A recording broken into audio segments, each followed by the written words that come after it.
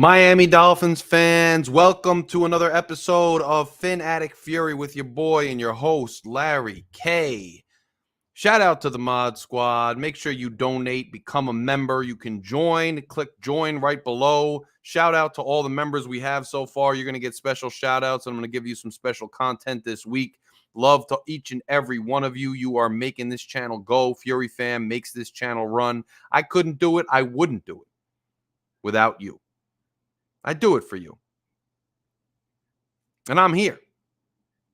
I'm here for you on this miserable Monday, although it's MLK Day, so we have a lot to be thankful for, a lot to reflect upon in this country, and we should be doing that. Buffalo Bills are currently beating the brakes off the Pittsburgh Steelers at home on their way to a home divisional round playoff game, while our Dolphins cleaned out their lockers today, and we got nothing to show for it as usual. MJW, what's good, man? Shout out to everybody. If you're in this building, click the like button. I need more likes before I could really get started here. Click more likes. Share this link. Let's get some more people in this building before we start chopping it up the way I want to chop it up tonight. If you haven't done so, click subscribe. Become a member. Super chats are open. I'm going to be reading super chats aloud. Mondays, manic Mondays are a super chat time when I read the super chats. And I put them front and center, and I address your concerns, your thoughts, your opinions, your emotions, whatever it is you want to do, we're going to do for a little bit of time on this manic Monday. Adam Sadowski, a Fury Fam official member, is in the building. You want to join him. You want to get that little symbol after your name. You want to get highlighted anytime you say something. Click join and become a member. Rates start pretty low. And it does a whole hell of a lot for this channel, so we appreciate that 150%. We got Chef in here. We got Nene, another Fury Fan member, 100%. She says, what's on my mind? What else is new? Nene's usually saying what's on my mind because she has a lot of good things to say. And that's where I'm headed. Click that like button. Click that subscribe button. Let's go. Let's get it started in here. Whoever drops the first super chat will get me started too. Get me on a tear. Let's go, man. Let's get some more people in this building. Let's get some more likes in here. Let's get some more subscriptions.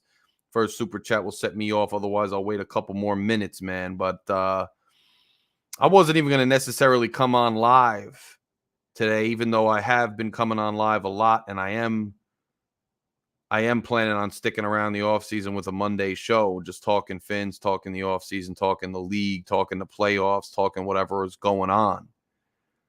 But I couldn't help. But sit down and come on live and talk to you guys after I saw that ridiculous press conference with Mike McDaniel and Chris Grier. And the only people that would have liked that press conference are the ones that look like this. That's who that press conference was for this guy. That's who they're selling their nonsensical product to, this cat. That guy. Because it isn't this guy. Okay? What they tried to push in that nonsensical press conference was the absolute personification and illustration in all its glory of the term mediocre. That press conference was an exercise in mediocrity. That was the softest, corniest, weakest press conference I've ever seen after a devastating collapse late season like the Miami Dolphins had. I don't know what the hell is going on down there in South Florida. But these guys think they can get away with absolute nonsense at the podium. And I don't think we should stand for it. Now, shout out specifically to Cap for Life, because I heard him today on Stephen D's show on Clock Blockers over on Dolphins Talk, and he called it out better than anybody I've seen call it out in a long time. He said he's not going to let this organization lie to people, gas people up anymore, and he's going to try his best to hold them accountable. Well, that's what I'm going to do. I've been listening to El Cap. I've been listening to the Finn's Tailgate. There's some platforms out here that are not going to allow them to pull the shade over our eyes once again, but they're trying. They're trying already. And I think it's an absolute joke. Nene's in here preaching, and Nene's been getting at something. I was listening to her debate with Phin-Sanity over on Miss Finn's channel earlier this morning. And like I said, Nene, Fury fan member, that's what happens. We're gonna talk about what the Fury fan members put on this screen. I was listening to her, and she was talking about the marketing, how the team was marketing a certain thing. Now, you understand that teams all are going to market some type of hope. Teams are all going to market some type of, we want to get to the Super Bowl. That's the ultimate goal. We know all that. But there's a difference between what the Dolphins and their media cronies and minions are doing and what other teams do. The Dolphins were sending out emails about tickets for the playoffs to season ticket holders, insinuating that they were confident, like most people should have been based on how they were playing, that we were going to the playoffs.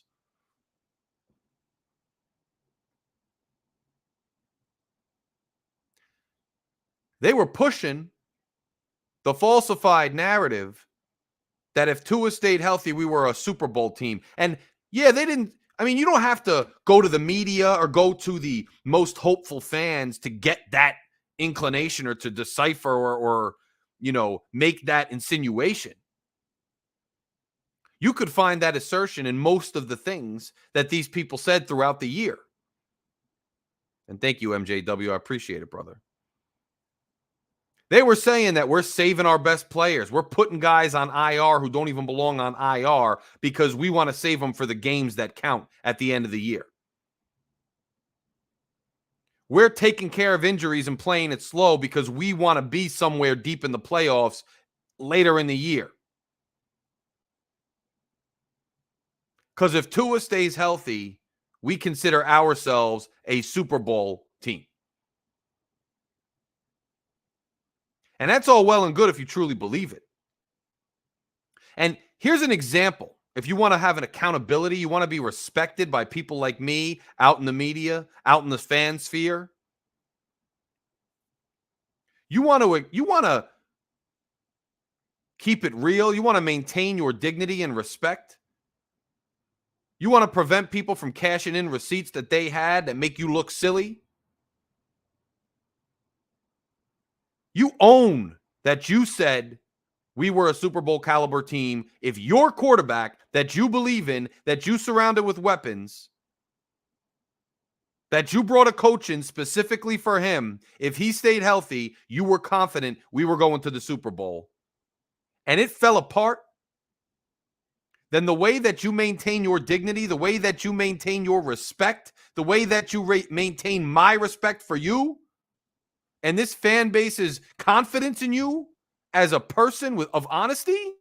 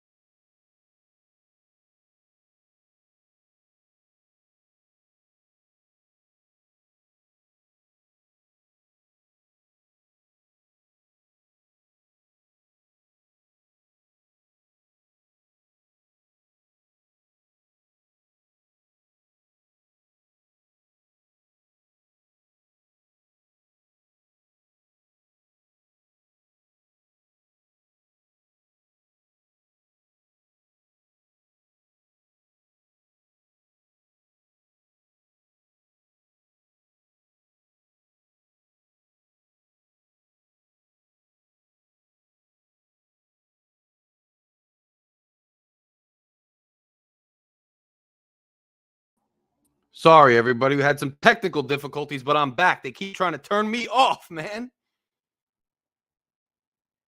If you want to maintain my respect,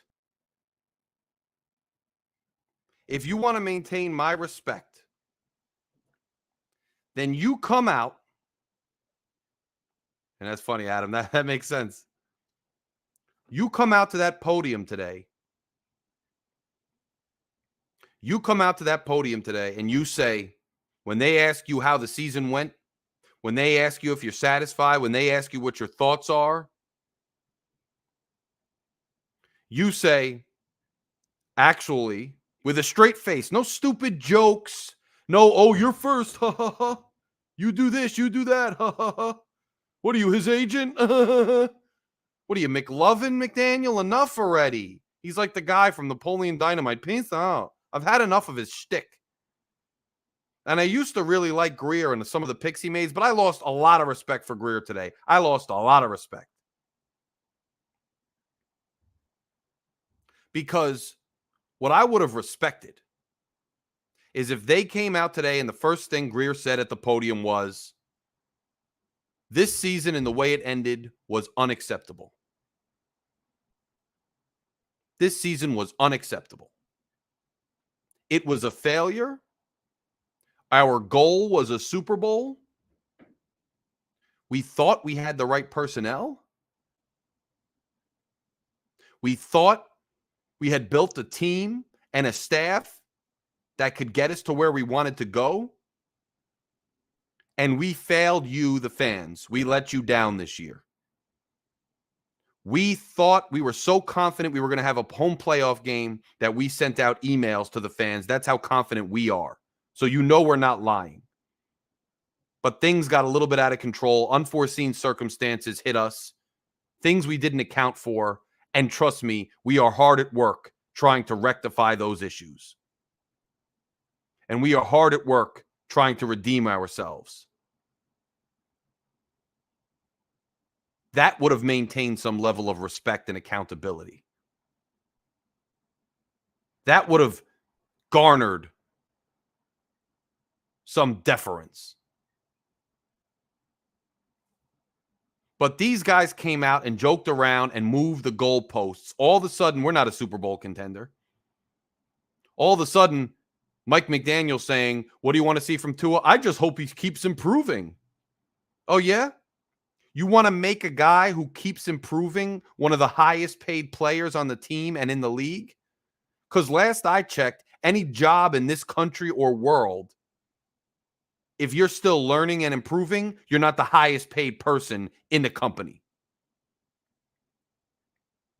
I never heard of the lowest level trainee or even a mid-level trainee making as much money as the CEO. Or making as much money as a huge proportion of the workers in the company on the team.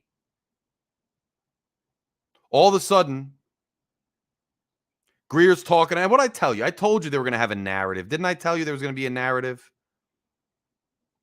Didn't I tell you that there was going to be a narrative? That if we just stay healthy, we're going to go much farther next year. If it wasn't for the injuries, we would have a lot more to show for it. Grier's already, it's coming out of his own mouth. It's coming out of Grier's own mouth that there were a lot of injuries, and that was one of his excuses.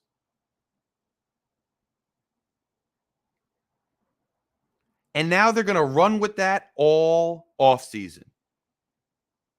And you already see some of the people, there's two different breeds. There's the media figures who are connected to the team that want to maintain their connection to the team. And there are the content creators, independent people like me, who want to cultivate clicks, cultivate money, cultivate super likes, cultivate memberships, and they're going to tell people what they want to hear.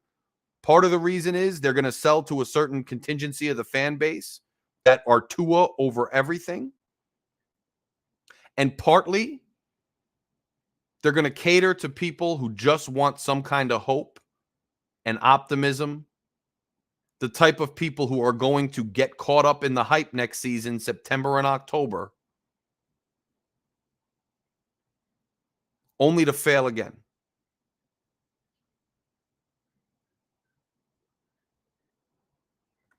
Now, and Nene says this, which is true, which is it's pretty funny because Omar was the one who broke the story a while ago on the Big O show, actually, where players inside the locker room were saying, if the guy on the other side of the field is Josh Allen, if the guy on the other side of the field is Patrick Mahomes and Tua is our guy, how the hell are we going to beat those guys? Omar broke that story. Now all of a sudden Omar is a Tua apologist. Okay. Here's the thing. Last season, I pretty much blacked out in the offseason. I wasn't even here in the offseason. Shake held the fort down. We had good content on the channel. Thank you for everybody for your support.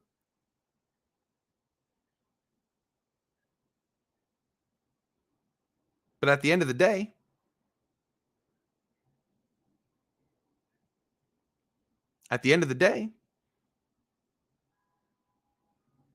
I blacked out. I wasn't interested in covering the team and discussing the team because this team makes me not care about it. Why should I care about a product that consistently plays the same games, spins the same narratives to the point that I completely tune them out? It's the boy who cried wolf. That old fable has so much merit to it in so many ways. The boy who cried wolf.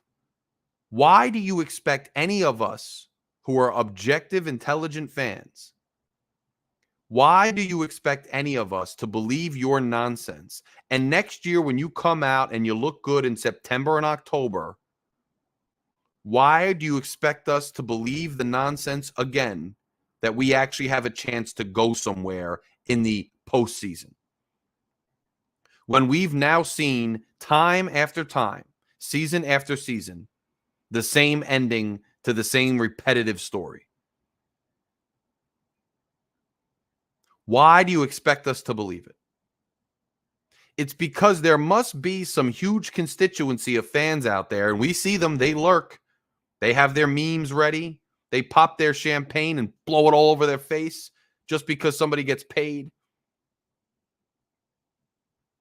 They go out and celebrate losing the division. We lose the division, and these dudes are out here celebrating. Oh, second time we went 11-6. Oh my God, that's so great. You just lost a game, bro. You just lost the division. The hell are you celebrating? Get your life together. There's a whole group of people out there that let them do this. And those people are detrimental to the rest of us as fans. Because how the hell can we hold this organization accountable while they're sitting there with their pom-poms and their nonsense out? When they're buying tickets in advance and going there and getting all hyped up and celebrating contracts instead of wins. How the hell are we going to compete with that and keep this organization competitive? Keep them honest. This guy right here, this guy, he knows that there are a whole bunch of this guy out there.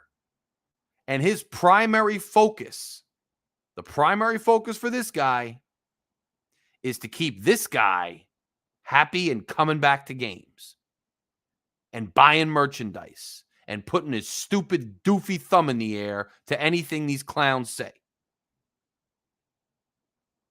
And that press conference today was all about appeasing that guy. It had nothing to do with speaking to the real Dolphins fans who have serious questions and concerns about the trajectory of this franchise.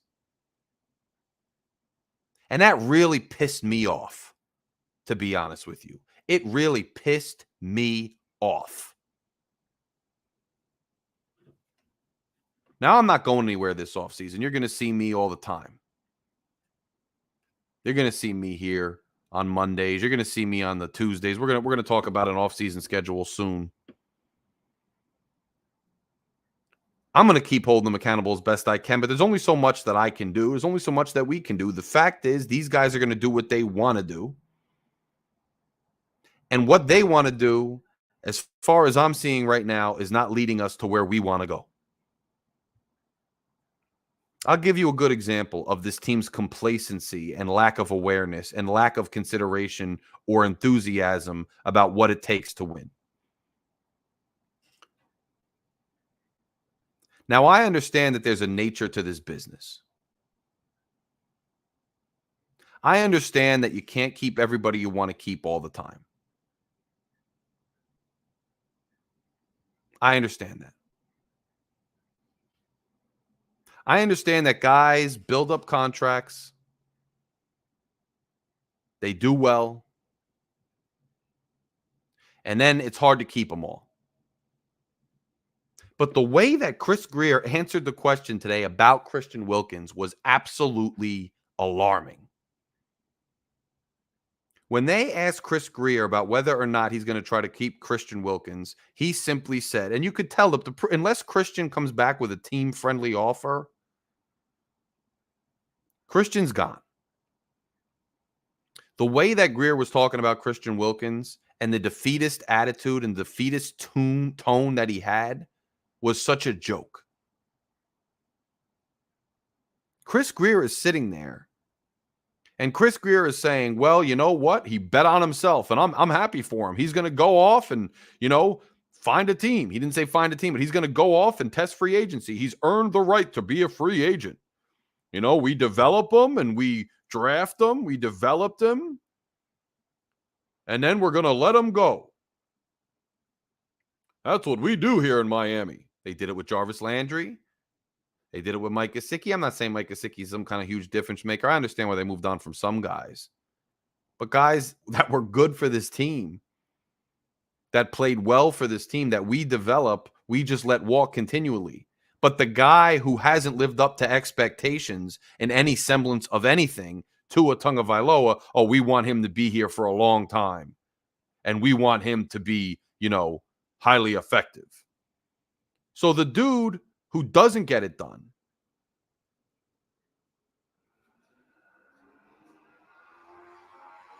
the dude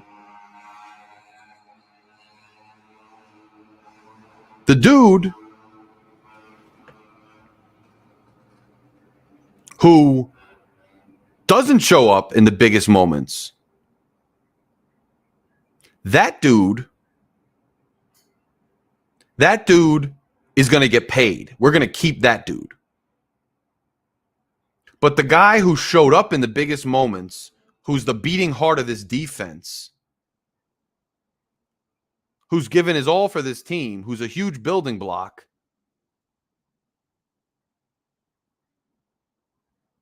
he is going to walk.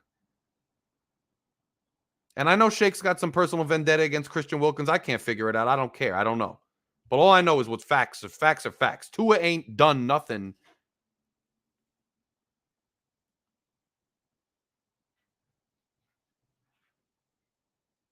He ain't done nothing to earn his keep and to stay here.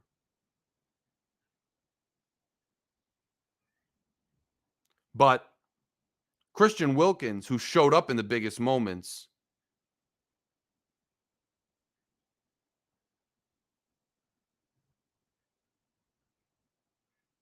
is going to walk. And it's not cap at all, bro. I don't know what you're talking about, to be honest with you. I have no idea what you're talking about. I don't know. I have no idea. He showed up against Josh Allen. You know who didn't show up? The offense. You know who didn't show up? Tua. He showed up in the playoffs and held Pacheco to almost nothing, except for one run and one touchdown in garbage time.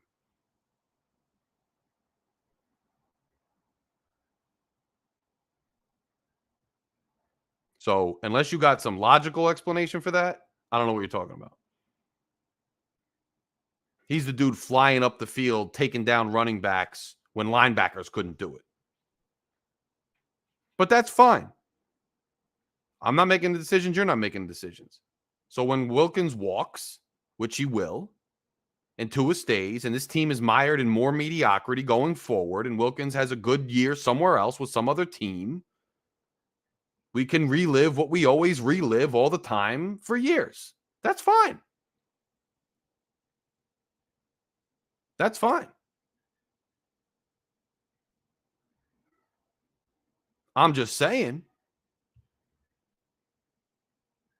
that the way this team is handling its better players that it develops is not going to get them where we want to go.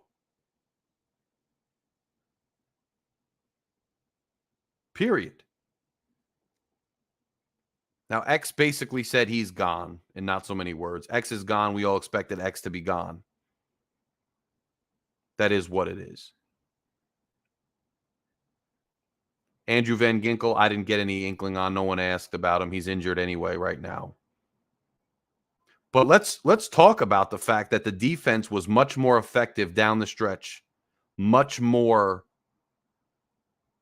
showed up much more down the stretch, was much more of a factor down the stretch than the offense. Yet we are ready and probably willing to commit much more money and resources into the offense that's already here, as opposed to committing resources to a defense that's basically carried this team for a few years now. And I see in the comments, that's the truth.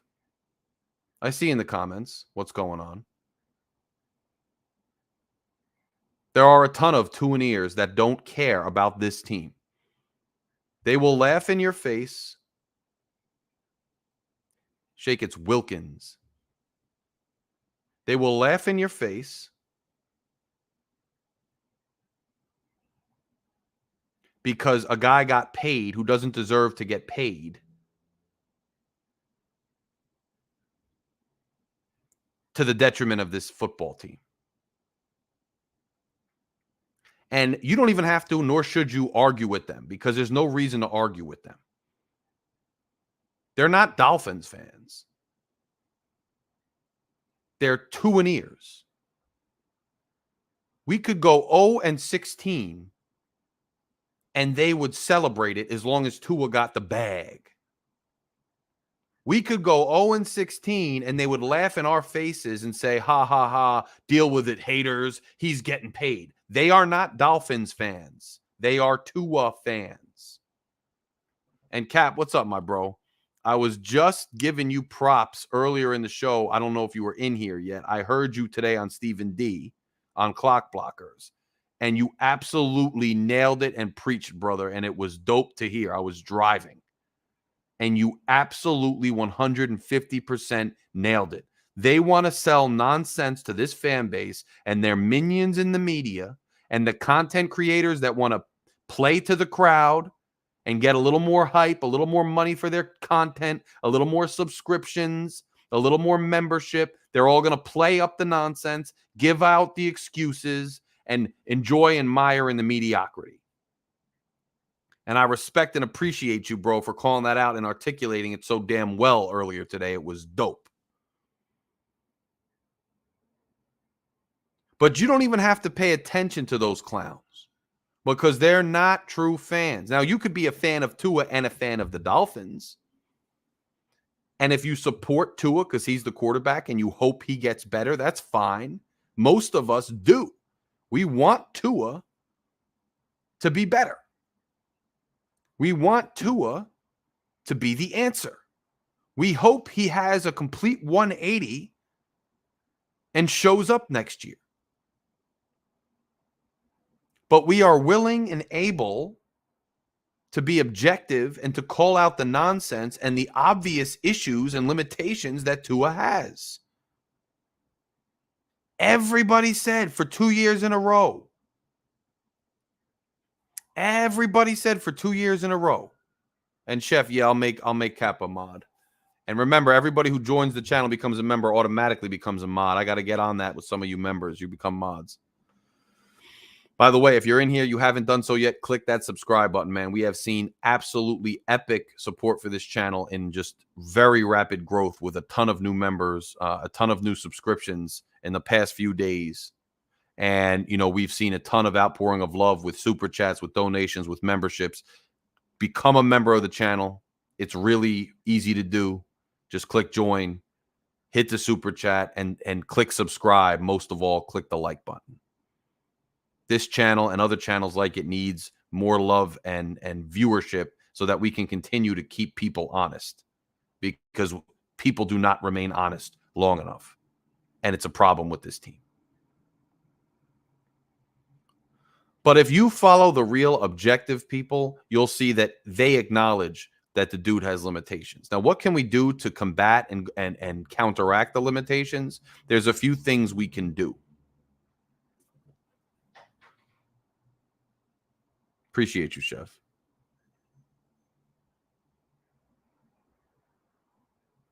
And I see that too. These dudes do not.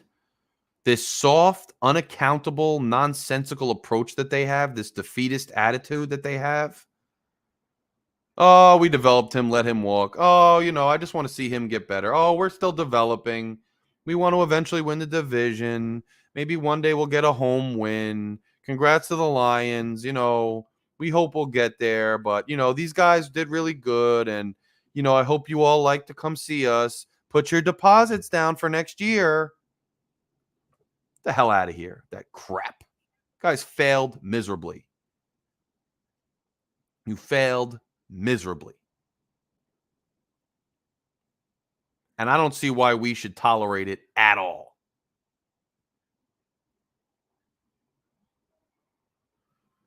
So you got a guy now. And here's the thing. Look around the playoffs right now. Look around the playoffs. Look at that Dallas Green Bay game yesterday. It's amazing and incredible, despite all the analytics and all the statistics and all the hype that people get. And I said this a while ago, Fins fan. We see guys out here laughing and joking too much, having a good old time. Tyreek was on Twitch yesterday, and he was saying how, give the team time and this and that. But he's already on his video game console, which is fine. You got to do whatever you got to do to cope. I'm not calling out this dude. He plays this sport at a level I could only dream of and probably couldn't even dream of.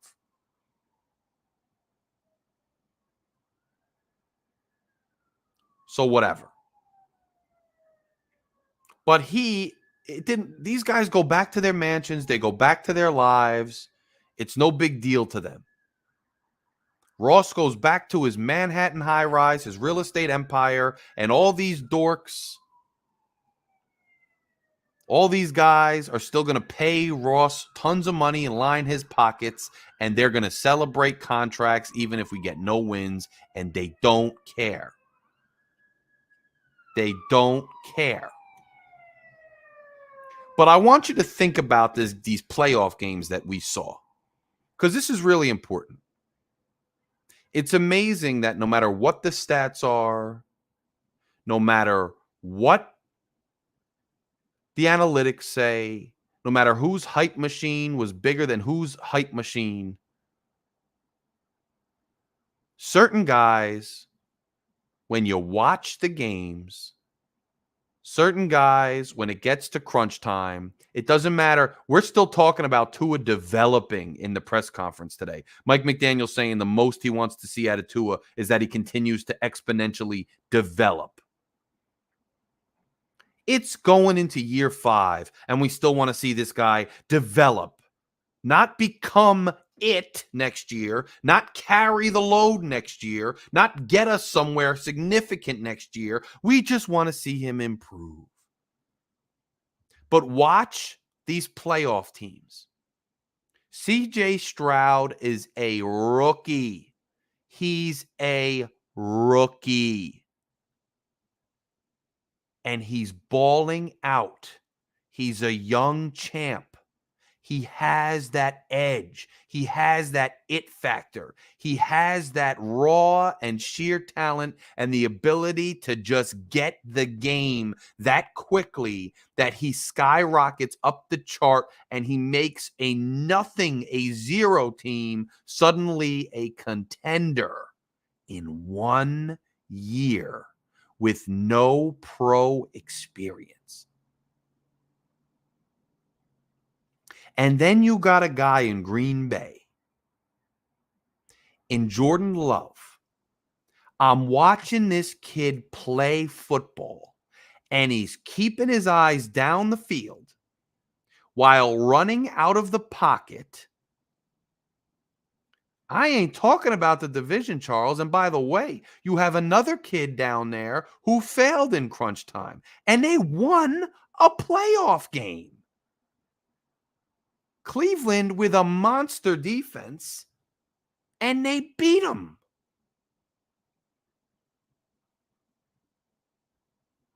The eye test, bro. And what about Jordan Love? That division wasn't mediocre. I mean, you had the Lions. They beat the Lions on the road. Bears sucked. Vikings sucked after a while, after Kirk went down. No better than our division, bro. The Jets and Pats were trash. Jets and Pats were trash. Jordan Love is keeping his eyes down the field. He's running away from guys. Bro, what are you talking about, Jose? If they play in the AFC East, they don't make the playoffs? Green Bay had the Lions in their division. We had the Pats and Jets in our division. What are you talking about? Love is staring downfield, finding an open guy while running away from other guys and throwing an absolute bullet 30 to 40 yards down the field on 3rd and long and whooping the Cowboys' ass on the road. And the Cowboys have a good defense.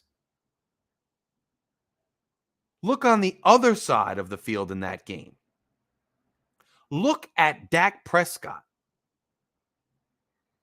Dude, hey, Jose, I got news for you. CJ Stroud had no receivers in that game.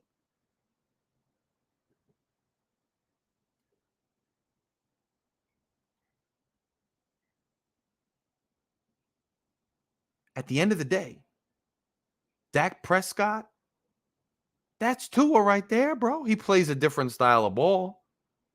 But do you think Dak Prescott has what it takes to get to the Super Bowl and win one? Because you guys out here, let me tell you something. You look at Dak and laugh at him. That's how other fans in the league look at Tua and laugh at him. Nobody's scared of Tua, bro. You scared of Dak? No. Well, no one's scared of Tua either. They got different styles of play. But what happened with Dak Prescott when the lights came on in the playoffs? That dude threw pick after pick. That dude was not it. Dak Prescott is not him. Tua is not him, bro. How about this? Why don't you switch? Why don't you switch Tua with Patrick Mahomes in that same frozen tundra with the same exact teams? Put Patrick Mahomes on the Miami Dolphins and put Tua Tagovailoa on the Kansas City Chiefs. If you don't think to yourself that the Dolphins would have won that game, you're flat out lying. But you can't lie to yourself. You can lie to this chat. You can lie to me. You can lie on a meme. You can lie on a message board. You can lie on a Dolphins Facebook group, but you can't lie to yourself. And everybody out there who does that exercise, that very brief, very quick, very easy mental exercise, will have to acknowledge that if Mahomes had been on Miami and Tua had been on KC, Miami would have won that game going away. I know that Tua was injured and he had injury problems. I know he has certain limitations that are not his fault, but the fact remains that when things break down, Patrick Mahomes can get out of there with his legs, or he can fling the ball and put it where it belongs. He will eat you alive in the blitz, even if it's freezing cold outside. Even if his guys are dropping balls left and right, he'll still get his offense down the field. And they were dropping balls on Mahomes left and right.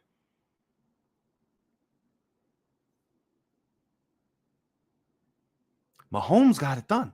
Put Mahomes on Miami. It's not even fair. We're talking a dynasty. You don't like Josh Allen because he's a Buffalo Bill. That's your problem. But Josh Allen on the Miami Dolphins would be running over everybody. You can't lie about it. You can't lie about it.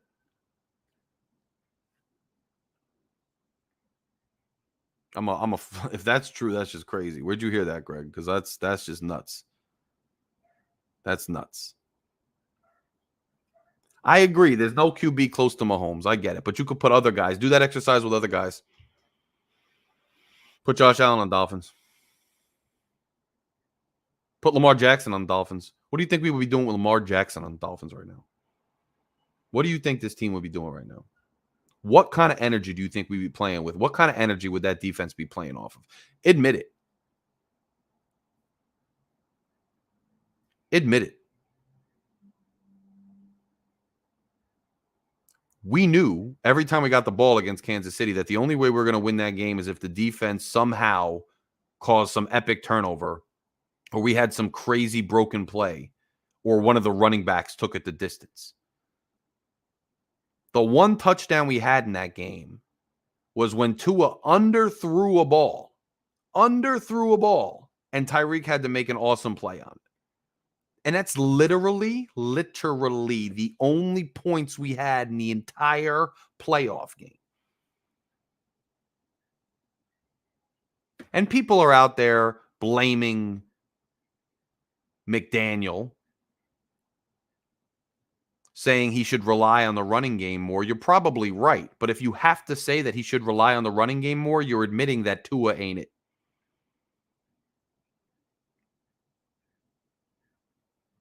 And go Steelers. Looks like the Steelers are getting within 7. Let's go. That'd be awesome. At the end of the day, I'm not just trying to sit here and bash Tua all day. It's not a personal thing against him. But, you know, I think part of the problem with this league right now, and this is just the actual truth. This is a sad truth that everybody who's an NFL fan, not just Dolphins fans, have to accept. This league has gone so far to one extreme. This is such a quarterback-friendly league. This is such a quarterback-emphasized league. They have made this league so quarterback-dependent that unless you have like a top 5 or 4 guy in the playoffs, you have really no chance of winning a Super Bowl. I understand that 20 years ago, Trent Dilfer did it. I understand that all these decades ago, you could have a role player who was a game manager in the position. And as long as he had a good team otherwise, he could get it done. But the game has changed. And the league is so quarterback friendly, so quarterback dependent, that it's really just like heavyweight boxers at the quarterback position going toe-to-toe in matchups and having a supporting cast around them who basically might as well be support staff and employees. That's what they've made this league. That's why. Why do you think every advertisement for every game features the quarterback on each team? Why do you think every commercial features some quarterback? Quarterback is an important position by the very nature of the game, but it used to also be a position where if you had deficiencies at quarterback, you could make up for it elsewhere on the team. If you didn't have the ideal guy, you could find other ways to hide his deficiencies and still win if you were an awesome team. Those days are long gone. And it's actually just a sad state of affairs because people are asking me in the comments what I would do at quarterback. What's my solution? I don't have a solution. I'm just giving you the tough pills to swallow. If I had the solutions, they'd hire me to be a GM. I just want accountability from the guys who are in charge. I don't need the guys in charge to be right all the time. I don't need them to strike gold every time they make a decision, but I do need them to be honest with themselves and honest with me. And I need them to be able to cut bait or tweak things, or at the very bare minimum, just keep it 100 with us. That's what I need from them. All I'm doing is keeping them honest. At this point, go back 20 years and Tua Tagovailoa is more than enough to win a championship. Not because he's not limited, not because his game doesn't leave something to be desired, but because you can find other ways to cover up his limitations and still be a good football team. But try doing that today and it ain't going to work. And don't tell me that everything even has to be perfect, this and that, because at the end of the day, the defense, which had most of the injuries at the end of the year, played serviceable enough to win both of those last two games. It was the offense that failed, primarily because of the limitations of the quarterback. And if you don't believe that, then go watch film breakdowns from Dudley Do Wrong or anybody else out there, and they'll show you explicitly on play after play why Tua's own shortcomings were the reason that the offense was not productive. And the offense being not productive was the reason we couldn't get it done and the reason we lost those games.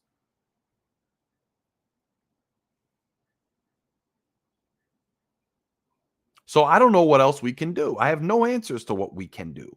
What we can start by doing is being honest with ourselves and maybe not cut bait with some of our best players in order to pay a player who's not carrying a load proportional to his salary. That's the thing, right? Why are quarterbacks paid such a high amount of money?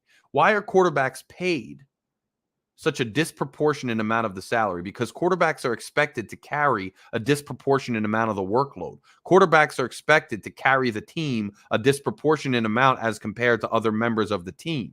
If you have a quarterback who's not carrying a team to the level of their salary, then you are going to have a failed team because you're not making up for that production with other guys. So the fact that we're already hinting that we're letting certain guys walk on this team who are big contributors for somebody who didn't show up in crunch time is a serious problem. That's basic logic 101. I don't care what the market is. I don't care what other guys got paid. I don't care if Daniel Jones got paid a whole bunch of money. Guess what? Everybody that's a Giants fan absolutely hates Daniel Jones' contract and can't stand Daniel Jones. So what does the Giants making a mistake have to do with me keeping it real on this show? Tell me that. Daniel Jones got the bag. I don't care. Herbert got the bag. I don't care. They're wrong for doing it. How about that? How about that? Ridiculous. And I see Greg over here. The Tua geeks are using Peyton Manning and Drew Brees, the playoff records. Tua. I heard somebody use Dan Marino today. Somebody was using Dan Marino today. Here's the thing about Dan Marino. Was he the best player in the postseason? No, he wasn't. But when you look at the teams that Dan Marino was on, and you watch Dan Marino play the game of football, and you saw them lose, Dan Marino wasn't the reason. Dan Marino wasn't the weak link in that team. It was either the defense or Pete Stoyanovich missing a field goal or some other nonsense. It wasn't Dan Marino completely going invisible in the biggest moments at the worst times.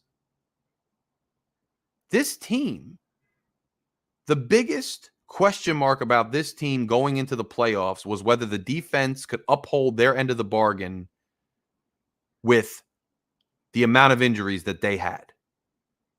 And when you look at the defense's performance against the Bills and against the Chiefs, the defense showed up. And you know who didn't show up? The quarterback. We had a running back who had as many touchdowns as Christian McCaffrey. We had another running back who was the highest average per carry for a long time in the league.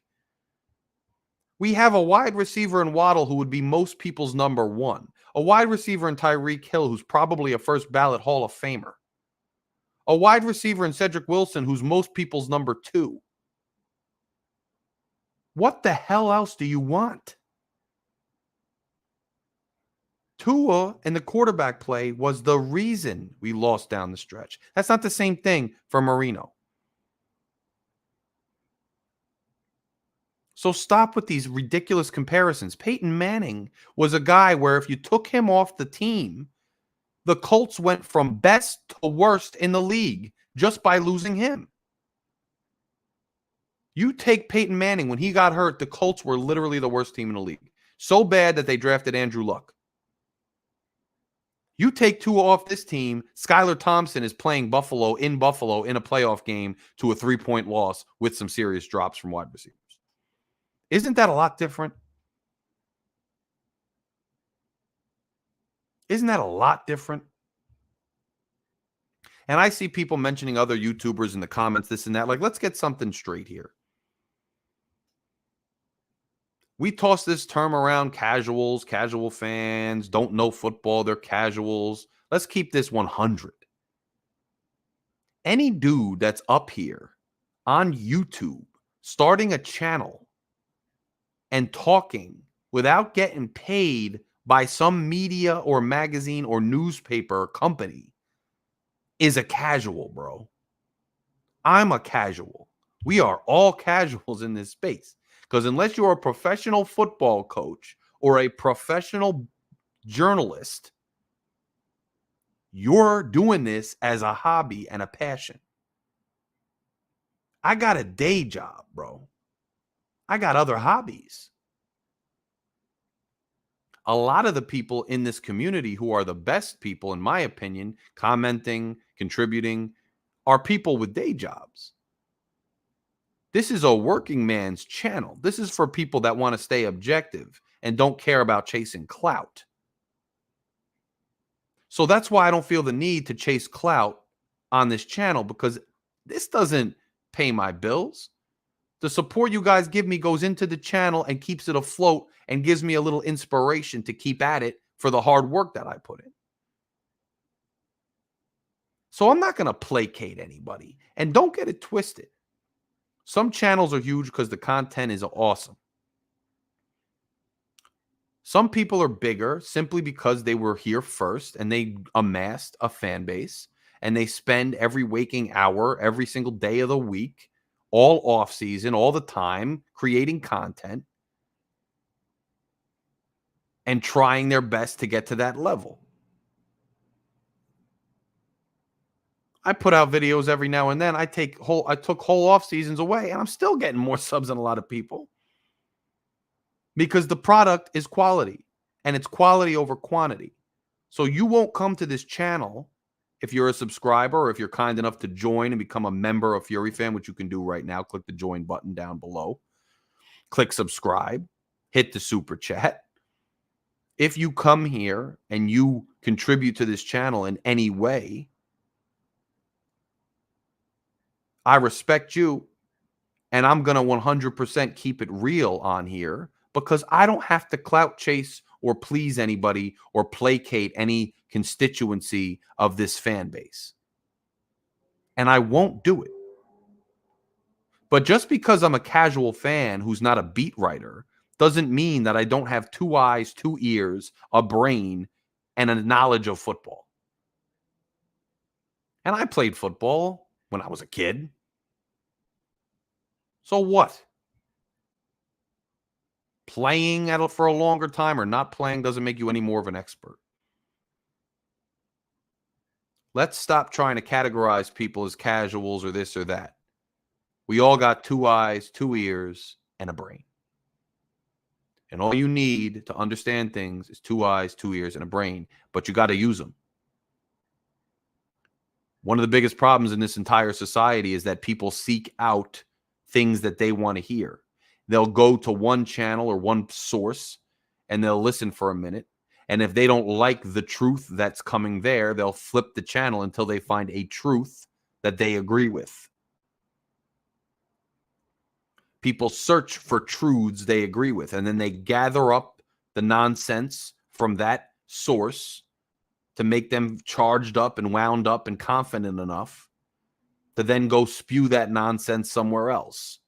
And that's why we never can settle on any objective reality, because everybody wants to have their own truth and everybody internalizes their own truth. But there was a philosophical problem, because this was debated in philosophy at the very root of the conversation, beyond football, just from a legitimately empirical perspective. And if you took philosophy classes in college, you understand some of this. There was a literal narrative as to, can any objective reality exist ever? Because everybody is operating with their own perspective. I.e., if you're looking at me right now and you see the John Coltrane picture in the background, can anybody really know that that's true? Because you're all relying on your own subjective senses to discuss it. And philosophically, it has been shown time and time again that there is a 100% objective reality which does exist outside of any of our perspectives, because we are all able to perceive and describe it and discuss it independently. That perspective may change. If you were sitting on my couch and you saw that Coltrane poster, you might see different things than I see. But the fact that I have a Coltrane picture is objectively true, and there's no denying that. Some people will find ways to mislead you that are tactful, that are thrifty, that are clever.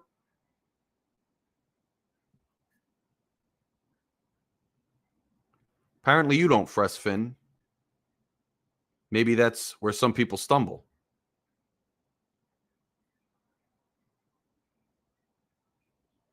People will mislead you and use different types of tactics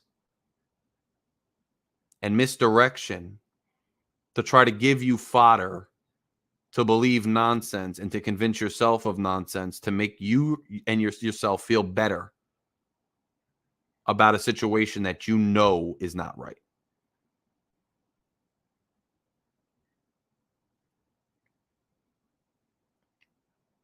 And the fact is that we all know what the problems and shortcomings of this team is. So how do we get better? What do I expect? I don't know. I'm not sure if we sign Tua to a long-term deal. What I got from what Grier said was that his goal in mind is to lock Tua down long-term, but that they're going to be negotiating with his agent. And I think they're going to give an offer commensurate with what they think Tua is worth.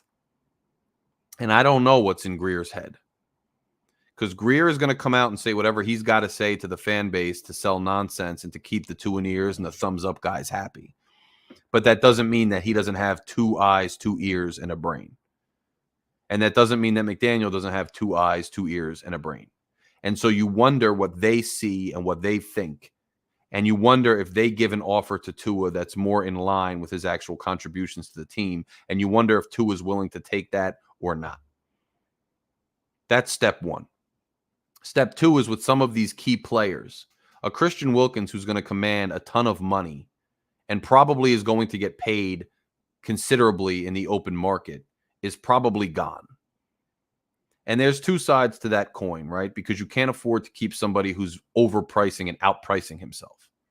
If some team is going to pay him an absurd amount of money and we can't afford it and still keep other role players, we have to let him go. But we're going to try either through the draft or through a cheaper free agent or through a trade to replace that production on the front line in the interior there. It's not going to be easy, because you got to understand that we relied on Wilkins and Sealer as basically twin towers in there. And when either one of them went out, we were much less of a defensive front. You got to also remember that our 2-star edge rushers in Phillips and Chubb are gone for most of next season, or at least the very beginning of next season. So now you're not going to have an interior pass rush as good as you had if you get rid of Wilkins. Nonetheless, I think Wilkins is gone. I think what you do, one of the first things you do, is you call Andrew Van Ginkel, who hopefully will be ready for the beginning of next year, and you sign him to some kind of deal. You make him a Miami Dolphin at a decent price. A price that he deserves, but a price that the team can afford. Fangio likes AVG. I like AVG. AVG seems like he and his family like South Florida.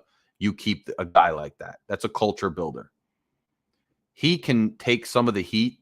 I don't even know why there's any trepidation or hesitancy in looking at a guy like AVG. I mean, even before Phillips went out, AVG was making plays last year. He's a playmaker. He's a ball hawk. He's a relentless effort guy. And he's a Miami Dolphin. You don't let guys look. You once in a while, you can't help but let guys like Christian Wilkins go because they get so good at a position of need that the league is so in demand that they pay them. And sometimes it's hard to hold on to those guys. But guys like AVG, who you bring in, and I don't think we drafted him initially, but you bring guys like that in, and you develop him and becomes a player for you, you keep those guys if you can do so affordably. So the second thing I'd do would be to call AVG and lock him down. Then, you get rid of the guys you're going to get rid of anyway. X is probably, he's on the last leg of his guaranteed money. He's gone. He was good for us years ago. He hasn't been as much of a ball hawk. He's a good corner. But if you can't bring up one of these young guys in the draft or sign a free agent that's as serviceable or develop one of your own guys in-house to match X's production, then you don't even deserve to have a job. Because X, while good at this stage in his career, is not irreplaceable. Guys like Agba, these guys who eat up a lot of cap space, you restructure, you cut. Somebody like Agba, he's going. Somebody like Baker, you can't get too trigger happy with letting guys walk just because you think they're overpaid. If you create too many holes in your team where there's solid role players who may not be stars, you're going to wind up with a crappy team. So you restructure a guy like Baker, but you draft his replacement. You need to either trade, because Grier likes to trade picks, and in his press conference today, it sure seemed a lot like he wanted to maybe use a high pick to get a player. You trade for a young Wilkins replacement, or you trade for a serious piece on the offensive line. I think you're good at safety. I think you got to develop Cam Smith or one of these other kids, Bonner, one of these kids at corner. You take another draft pick and get a corner too. I think you're good at running back.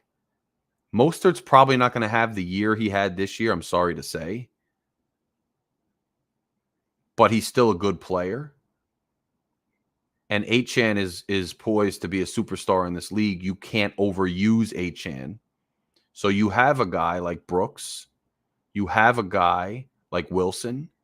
And these guys are bruisers and they're serviceable. And with the system that we run, they'll be just fine. You have to figure out what to do with Connor Williams. He's a very good center, but he's now injured and he's wanting a lot of money. You're probably at some point going to have to draft a true center and groom him. So, the problem is we don't have a third-round pick, and we have a lot of needs that really should be addressed in the draft. The other problem is you have guys who are superstars who are aging, and our window is going to close soon. So Grier has his work cut out for him, which is another reason I didn't love the jokey, nonsensical atmosphere of the press conference. You go out there and you say we failed, and it's going to be a hell of a task, but I promise I'm going to do my absolute best to bring a winning product to the Miami. You don't go up there and joke around and talk about improvement because he's got a hell of a lot of work to do. And I'll be honest with you. I'm hoping Tua is willing to take a team-friendly deal because my first priority as Chris Grier should not be to lock down Tua long-term right now. My first priority as Chris Grier should be plugging holes that we have on the team and bringing in pieces to bolster the team. See, this is the thing about this team. I think this is the biggest problem with this team, that the reason I'm so, depressed about it, the reason I'm so unhopeful about this team, the reason that I'm lacking so much hope for this team is because when you look at the entire roster, this team, I don't care what anybody says, we had injuries, which was bad luck. That was nobody's fault. And that plays into what I'm about to say too. When you look at this team, the roster was very, very solid. It was not only solid at almost every position, but it had depth. And that's evidenced by the way even the defense played in the last 2 games with all those injuries. And it's evidenced by the play of the O-line all year with injuries. It's evidenced by how we won games when guys went down and got hurt. And it's evidenced by the fact that it wasn't just the passing game or just the running game or just whatever. Guys were having ascending career years at multiple positions. So the reason I'm depressed going forward is because that roster that was so good on so many levels, there's no way to go but down from that roster. You're not going to have a Christian Wilkins on the defensive line. It's probably going to be a downgrade, whoever you get. You're not going to have a wily veteran who could be a ball hawk at times, an experienced corner in Xavier Howard. And whoever you get is probably going to be a downgrade. You're not going to have a healthy Teron Armstead at left tackle. And whoever you get is probably going to be at least some bit of a downgrade. Maybe Lamb starts there, who was very serviceable, but now you don't have your backup tackle anymore. So your backup from Lamb is going to be a downgrade. The problem is that before we can even talk about plugging holes and improving issues on this roster that weren't good enough this year, maybe inside linebacker or tight end or guard because of the injuries, before you can even think about improving the roster, you have to plug holes for the guys that you're losing from a very good roster.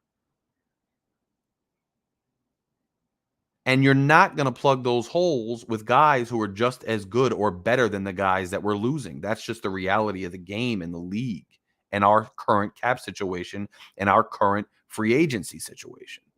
So the team as a whole is probably going to be worse next year, aside from some injuries, but Chubb and Phillips aren't coming back early.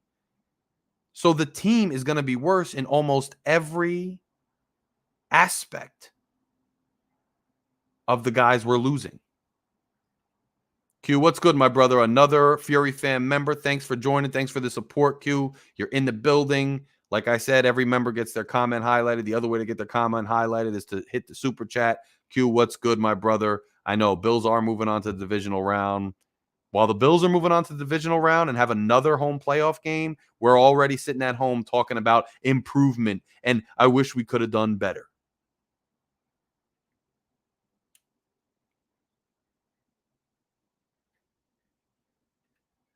Here's the thing. In most aspects, the guys who are leaving are going to be backfilled with guys who are not as good. So I actually don't think we're going to have as good a roster, as good a team next year. Our only hope next year is that Tua improves to the level where not only is he leading the league in a bunch of statistical categories early in the year, but he's continuing to lead the league and put the team on his back into the postseason and late in the year. Now, I'm not necessarily hopeful that that'll happen, but that's really the only hope, because you're putting all your eggs and all your marbles into the Tua basket at this point with a roster that'll still be strong. It'll still be a good roster, but I don't know that it'll be as strong as it was this year. The other thing is you pray that you find a guy in the draft, or you make a trade for a guy, or you sign a free agent who's a difference maker on either side of the ball,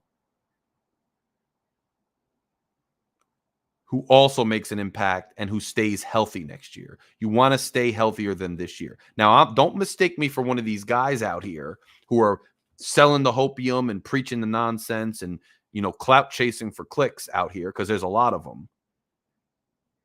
Don't mistake me for one of these guys that's telling you the only key to next year is staying healthy. They're going to do it.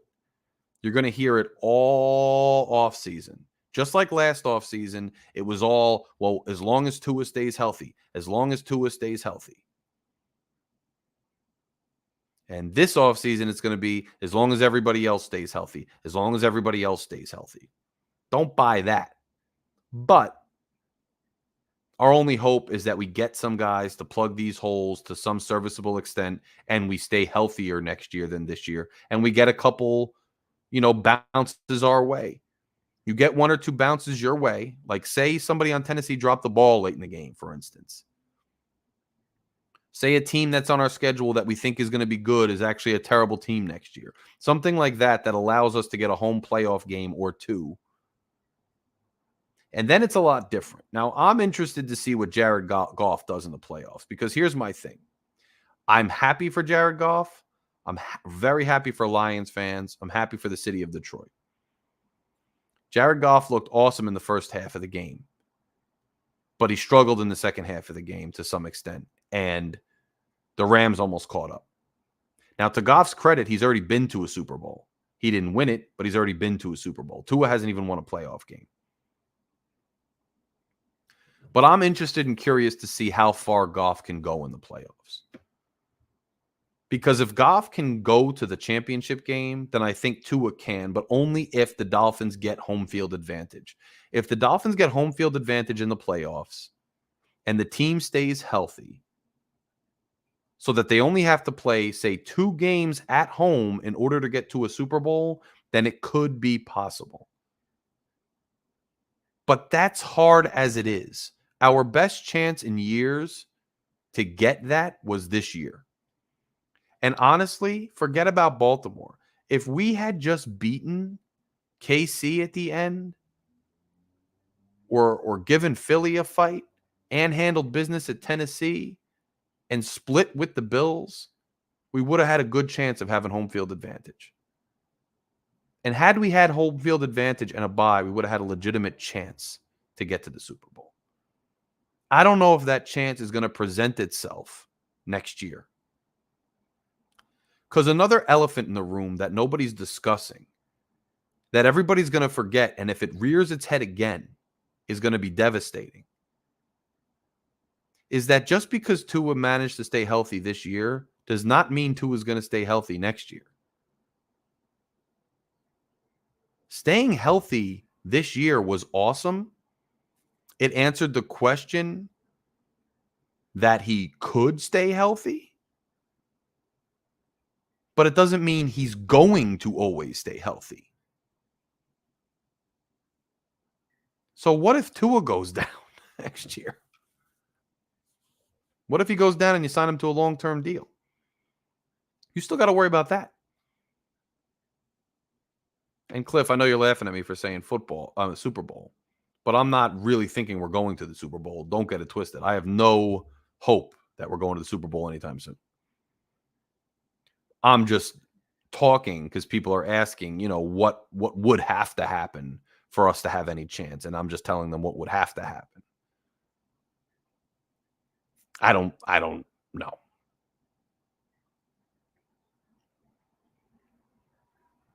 But I'm giving you a dose of reality, which is unfortunately what this channel is here for. This channel is going to give you tough pills, and you're going to have to swallow them if you're going to watch this channel. This is not the channel that makes you feel good in exchange for clicks and likes and money. This is the real channel here, the objective channel. And I'm telling you that this roster is probably going to be significantly worse next year.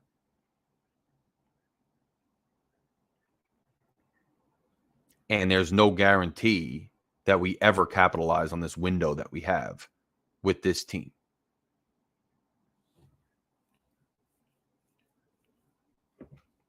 That's just a fact.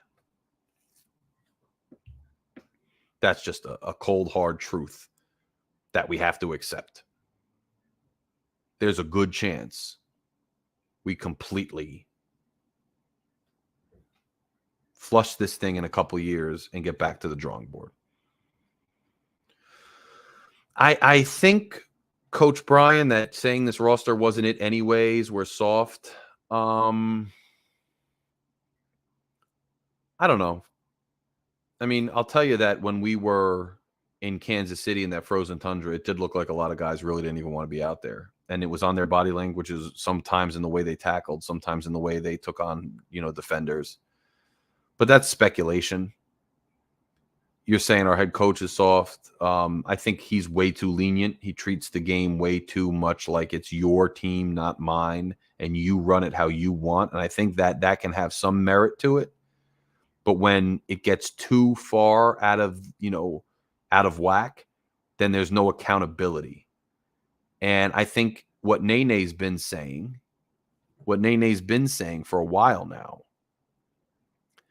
is that it starts at the top with Stephen Ross. And I've been saying that for as long as I've been on this channel. It starts at the top with Stephen Ross.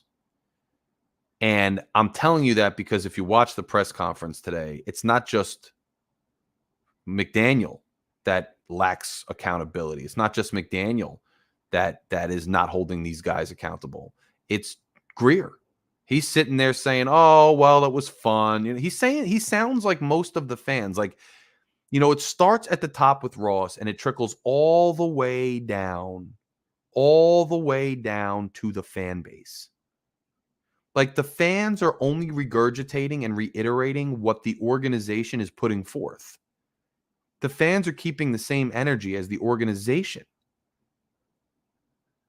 The organization is saying, wasn't it a fun year? I mean, the Dolphins official page is posting these memes about Pro Bowl votes and stats and the first record winning that many in how many years and back-to-back play. The organization is setting that standard.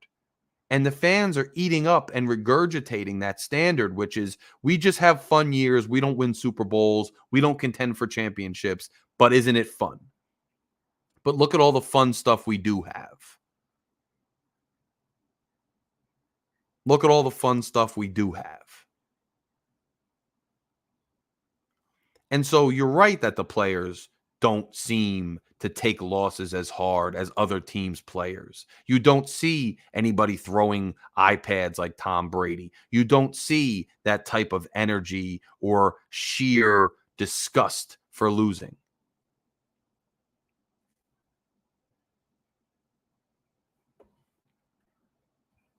And Cap says that Allen said, "Are you going to see us in a couple weeks?" And Tua didn't answer. That answered all his questions. I mean, this is the kind of stuff. Like, we didn't believe that they would win in Kansas City.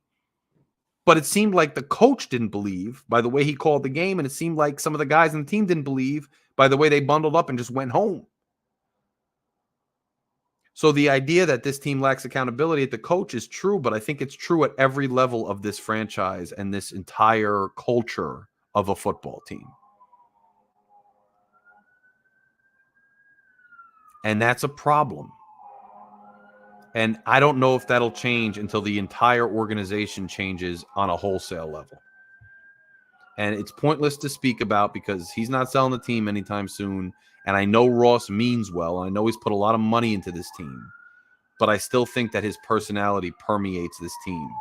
And when you say there's no accountability on this team, I think you're onto something to some extent when it comes to the sheer disgust for losing, detesting losing, and this insatiable desire to win that some guys and some franchises have and some don't.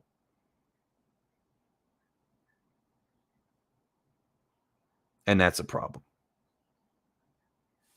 So why should I sit here and tell you that there's ways to hope and things to look forward to if the organization is telling you themselves that there's not?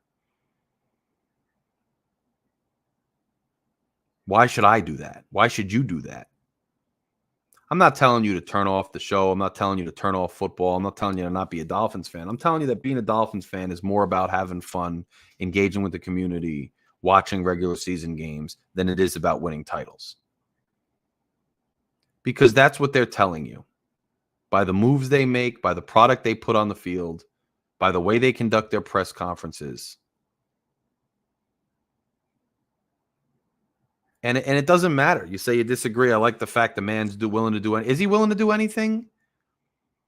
He tried to get Tom Brady, who was over the hill already. Didn't do that properly. Cost us draft picks. He hired a guy who insisted on drafting Tua, even though he wanted Lamar Jackson at some point. He's not holding him accountable for that. He hired Joe Philbin and Adam Gase because he liked their personalities and their offensive, geek strategies.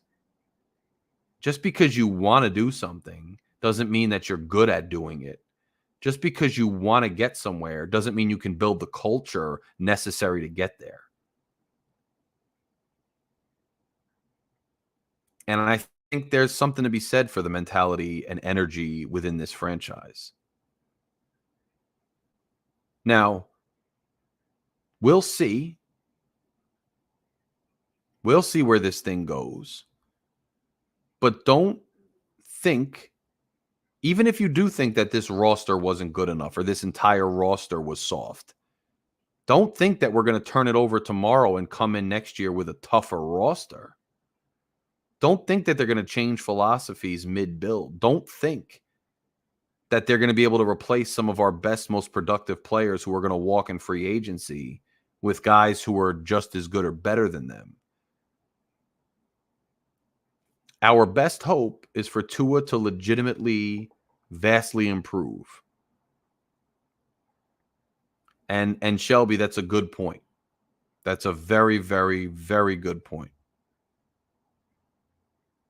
And people are in here mentioning, Aaron Rodgers is coming back next year. Let me tell you something. I'm not that convinced that Aaron Rodgers and the Jets are going to be that much of a force in the NFL. But I'll tell you who is pretty convinced. I'll tell you who does spin narratives that people listen to. Jets and Jets fans. They all think they're going to be great next year when Aaron Rodgers comes back, despite the fact that they have tons of concerns in the coaching staff. They have tons of concerns in the front office. Some of the players they think are so great or not so great. They think they're going somewhere. But I refuse to be a Jets fan type person. I refuse to hopelessly be optimistic for no reason and just preach nonsense all day. I can't do that. So I won't do that. I don't see any hope for us to be better or as good as teams like the Ravens. Like the Texans are going to be good next year. Now they have a quarterback now. Try fighting with them now. Now we're going to have to deal with them. Burrow's coming back to Cincinnati. You think it's going to be easy to deal with this conference, with the team that we're going to have, which is going to be a little bit worse than this roster, given the guys we're losing?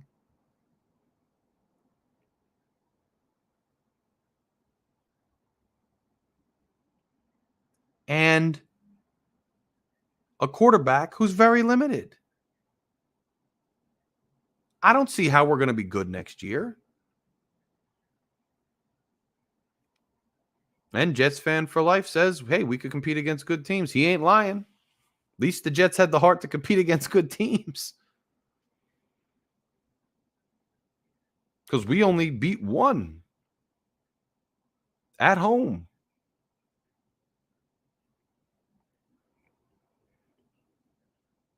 So who are we to talk junk or talk down to him? I'm just saying that I'm not going to be somebody who subscribes to false narratives. And whether it's the Jets or the Dolphins, let me tell you something else that's a cold, hard, sad fact.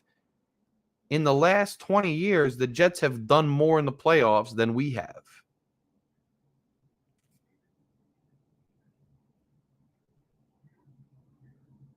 They've gone to 2 AFC title games. We haven't done that. You know why they went to 2 AFC title games? Because they brought in a coach who had more bravado and edge while we were bringing in nerds like Philbin and Gase. Because that's what Ross's proclivities are.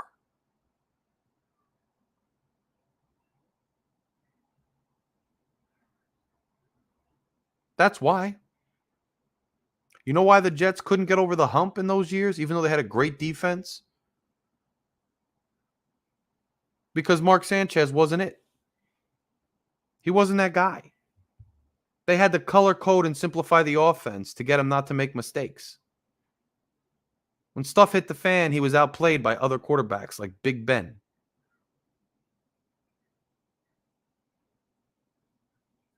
That's a fact.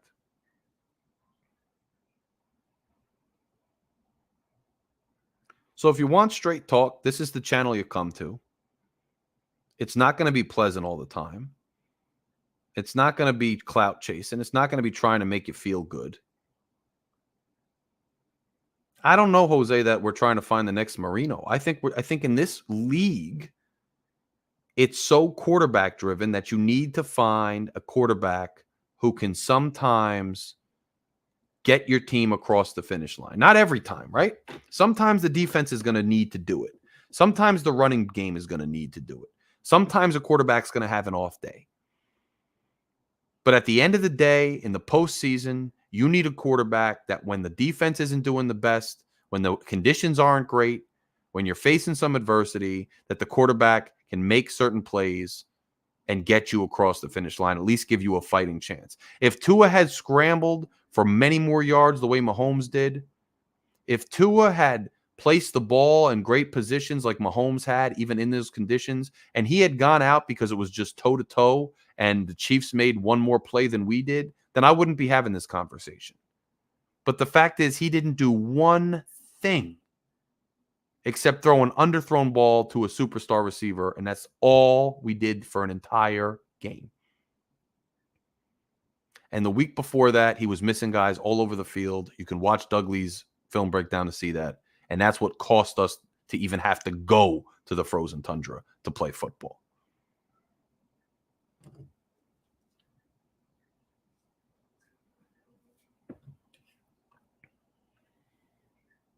And Cap says all the years during the offseason, we hear quarterbacks wanting to come here all the time. Now with our look, we're not one quarterback that's available or rumored to be available. We're stuck. We had a chance for several different quarterbacks. We chose the one we chose. We made our bed. We got to sleep in it. It's not that we need the next Dan Marino. It's that we need a guy who can do something, anything, when we need it, in at least one or two games in the postseason. And it's a great point that D-Rod makes. Even in the Dallas game,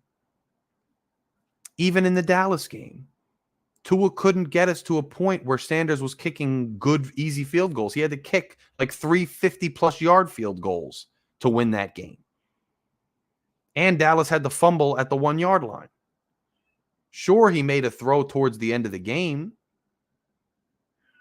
that got us into field goal range, but it wasn't like he put the team on his back or made extra awesome plays. And I'm still giving him that Dallas game. I'm not taking anything away from him in that Dallas game. He was good enough to win. But when we needed him most later in the year, he wasn't there. And until we get him to be there or find a guy that can be there, we will not get where we want to go. It's that simple. And I don't care what other nonsense they're going to sell you this offseason. I don't care what injuries they're going to talk about. I don't care what offensive line problems they're going to talk about. I don't care about any of that stuff, because it boils down to one thing and one thing only. And if we can't get that fixed, we're not going anywhere. And this window that we have is going to close rapidly. And that's a sad thing.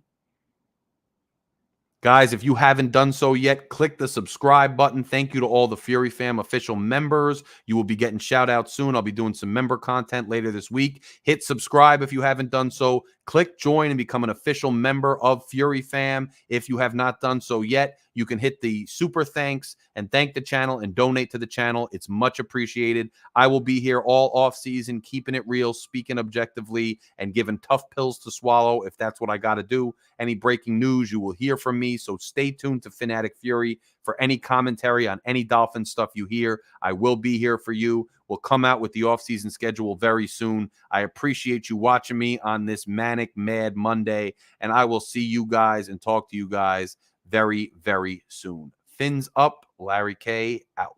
I know you heard me on the radio flexing. She loved the sound.